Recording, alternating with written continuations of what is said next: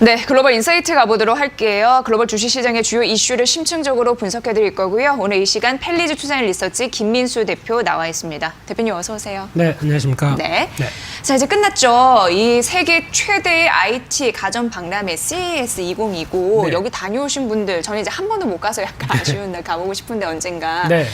너무 넓어서 며칠 안에도 볼 수 없다. 그래서 이게 짚어서 봐야 된다 이런 얘기를 좀 들었거든요. 네, 근데 저희가 그렇습니다. 2020 CES 네. 이거 총정리를 오늘 해볼 시간을 가져보도록 하겠습니다. 네. 대표님 느끼시기에는 어떤 게 좀 주안점이었는지 앞으로 미래 성장 동력을 또 볼 수 있는 장이었잖아요. 그렇습니다. 어떻게 보십니까? 네, CES 2020 CES는 한 번쯤 가보고 싶은 그러니까요. 행사죠. 예. 언제 특파원으로 초청해 주시면 네, 제가 한번 갔다 와서 자세하게 한번 말씀드리고 싶고요. 그날이 기대가 됩니다. 예. 네, 영어 됩니다. 네, 네, 그런데 그러세요. 이제 여기서 중요한 예. 부분들이 이제 CES 2020이 어느 정도 끝나다 보니까 예. 거기서 나왔던 기술이나 그리고 올 한 해 나올 어떤 IT 트렌드와 관련된 쪽에 대해서 좀 정리를 할 필요가 있지 않을까 네. 이런 관점으로 바라보고 있는데요. 그러다 보니까 이번 CES 2020의 가장 큰 특징 같은 경우는 기존에는 CES를 통해서 여러 가지 혁신적인 기술에 대해서 얘기를 많이 했던 부분들인데 이번에는 그런 어떤 혁신적인 기술이나 IT 기기가 아니라 어떤 산업 간의 융합, 복합 예, 예. 이런 쪽에 좀 더 포인트를 맞추면서 조금 더 실생활에 다가올 수 있는 많은 부분들을 예.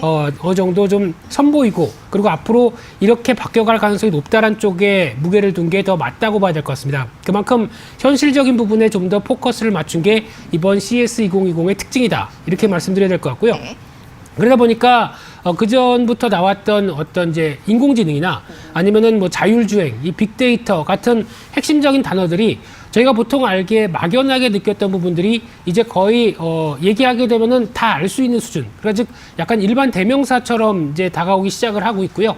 거기다 이제 본격적인 사업 형태가 어느 정도 구체화되기 시작했다는 관점 쪽에서 눈에 띄는데 네. 특히 AI 같은 경우는 이제 지능형 사물 인터넷과 같이 연결되기 시작하고요. 거기다가 빅데이터까지 결합돼서 이제 생활에서 쉽게 찾아볼 수 있는 쪽으로 좀 더 가고 있다. 아직까지는 저희가 스피커 관련된 쪽이 가장 AI를 접목한 대표적이다라고 네. 봤는데 네. 이를 좀 더 뛰어넘고 있다라고 보여지고 있고요.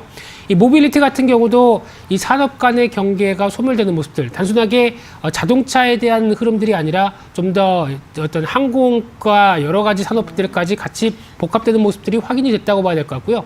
또 디스플레이 같은 경우도 폴더블 디스플레이가 이제 조금 더 시장에서 주된 흐름들로 나가기 시작하면서 그와 연결된 부분들도 눈여겨볼 수 있겠다라고 한 세 가지로 정리를 할 수 있을 것 같은데요. 그런 관점 쪽에서 올해 2020년 CTA가 추산한 어떤 여러 가지 섹터 쪽에서 IT 섹터 쪽에서 성장 가능성 흐름들을 한번 확인해 보게 되면요.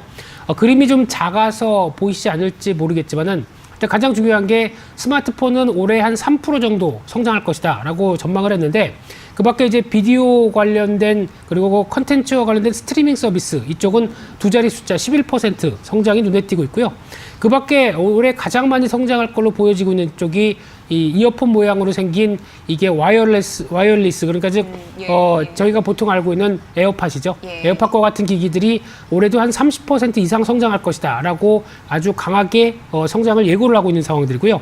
그 밖에 또 디지털 헬스 디바이스 그러니까 즉 디지털로 인해서 나오는 웨어러블과 관련된 여러 가지 기기들도 올해 한 16% 성장할 것이다. 그리고 말씀드렸던 스마트 스피커 같은 경우도 14% 성장할 것이다. 라는 관점으로 나오다 보니까 그래도 두 자릿수 성장하는 어떤 IT 품목에 대해서는 계속 관심 있게 보실 필요가 있지 않을까 생각이 들고 있고요.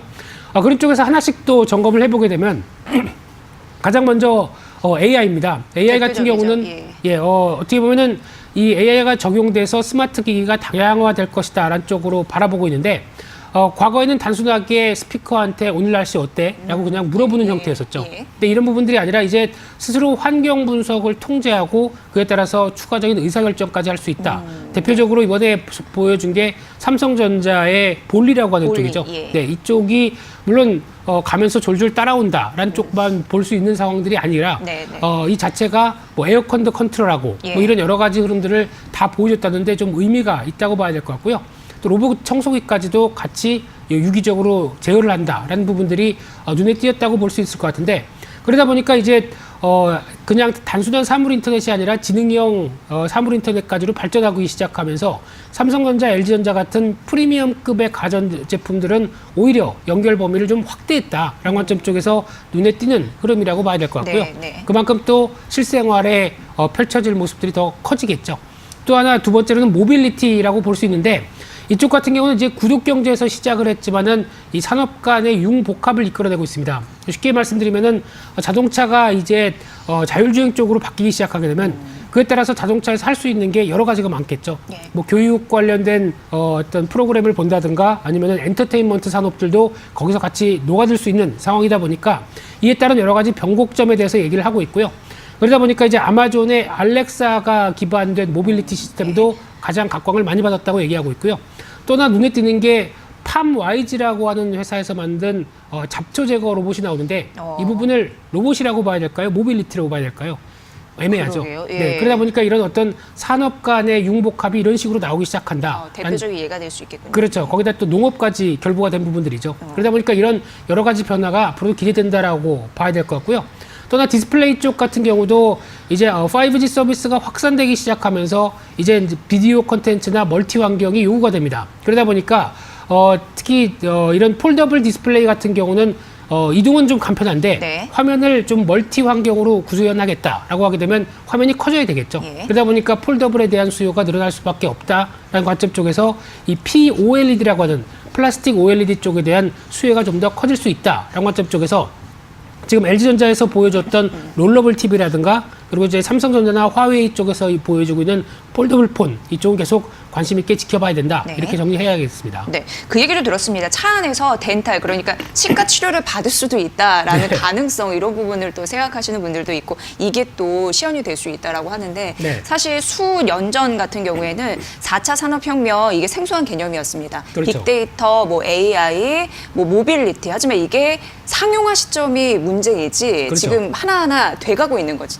맞습니다. 잖아요. 네. CES에서 보여준 기술 경쟁력 이런 부분도 잘 챙겨보셔야 될 것 같습니다. 참고해 보시고요. 이제 두 번째로 가볼게요. K-뷰티 얘기를 해보도록 하겠습니다. 최근 K-뷰티가 인도에서 네. 반짝반짝 빛을 내고 있다고 하는데 그렇습니다. 이제 인도도 점령하게 되는 걸까요? 어떻게 보세요? 예. 그랬으면 좋겠고요. 예. 커가는 인도 시장에 또 이제 중국의 대체 시장으로도 마련해 봤으면 네, 하는 쪽에서 인도 시장의 K-뷰티 흐름을 한번 좀 점검할 필요가 있을 네, 것 같은데요. 예.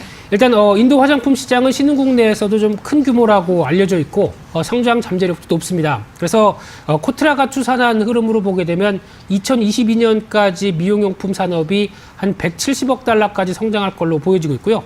연 9% 성장한다라고 하게 되면 계속 관심이 필요하겠죠. 그래서 화면을 보시게 되면은 좀 지난 흐름이지만 2017년도 기준으로 봤을 때 국가별 화장품 시장 순위가 우리나라보다 더 큽니다. 그래서 지금 노란색으로 표시한 한국보다도 인도가 한 단계 위다라고 보시면 될 것 같고요. 그런데 아직까지 품목별 흐름을 보게 되면은 스킨케어나 색조 화장품과 관련된 직접적인 화장품 쪽이 아직 전체 화장품 시장의 23%밖에 안 됩니다. 예. 그러다 보니까 좀 더 커질 수 있는 여력들은 높다고 봐야 될 것 같고요. 그러다 보니까 인도 시장의 어떤 팔리는 화장품의 좀 특징, 트렌드가 뭘까? 이 부분도 한번 생각해 볼 수가 있을 것 같은데 일단 가장 중요한 게 CSR이라고 하는 즉 기업의 사회적 책임에 대해서 강조를 많이 합니다. 그래서 이 부분은 화장품 업체뿐만 아니라 모든 기업들에 해당된다고 봐야 될 것 같은데 3년간 순이익의 평균을 2% 정도를 이 CSR 활동에 지출해야 된다라는 쪽이 거의 의무적으로 되고 있다 보니까 이 부분도 중요하게 봐야 될 것 같고요.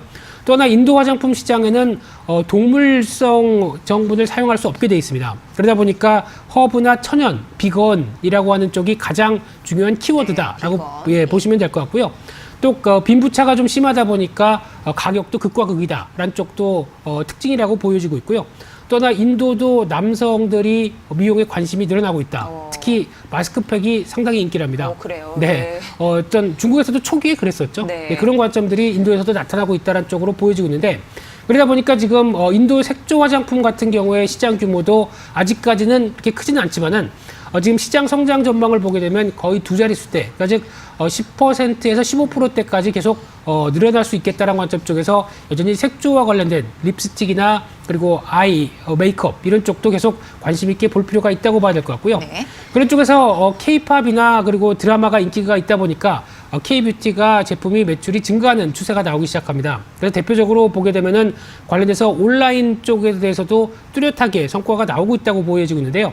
특히 퍼플닷컴이라고 하는 인도 회사 쪽에서는 한국 브랜드 시트 마스크가 매출이 27배 늘었다고 얘기를 하고 있고요. 예. 누카라고 하는 쪽에서는 K뷰티의 브랜드가 전체 스킨케어 판매의 약 한 15%를 차지한다 할 정도로 꾸준히 성과를 내고 있는데, 그러다 보니까 가장 많이 알려진 쪽은 아모레퍼시픽 쪽의 예. 이니스프리라고 얘기를 합니다. 워낙 브랜드 자체도 자연주의를 표방을 하고 있죠. 예. 그러다 보니까 시트 마스크와 세럼 쪽에서 강점을 보이고 있고요. 그리고 특히 인도에서 이니스프리 매장이 벌써 22개가 열려 있는데, 거기서 이제 추가적으로 오프라인 매장을 확대하는 기조다라고 하게 되면 계속 공략을 강화시키지 않을까 생각되고 있고요. 그 밖에 뭐 라네즈라든가 에뛰드 하우스, 뭐 벨리프, 토니모리 이런 쪽들도 계속 중국 시장에 인도 시장에 진출해서 성과를 가시화시키기 시작한다라고 하게 되면, 이런 부분들이 또 신흥국 시장에서 또 하나의 화장품의 역할을 할 수 있는지 이 부분도 계속 체크할 필요가 있다, 이렇게 말씀드리겠습니다. 네. 인도 남성들이 마스크팩을 붙이고 이제 관리를 한다고 합니다. 관심이 네. 높아졌다고 하는데 단적인 예라고 할 수 있겠습니다. K-팝, K-드라마, 그리고 말씀드린 K-뷰티 다 접목돼 있는 거죠. 그렇습니다. 네, 잘 나갔으면 좋겠네요. 인도 시장 점유율 확산되길 바라면서 그런 부분 좀 담아봅니다. 글로벌 인사이트 함께 했습니다. 펠리즈 투자인 리서치 김민수 대표와 함께한 시간이었습니다. 잘 들었습니다. 고맙습니다. 감사합니다.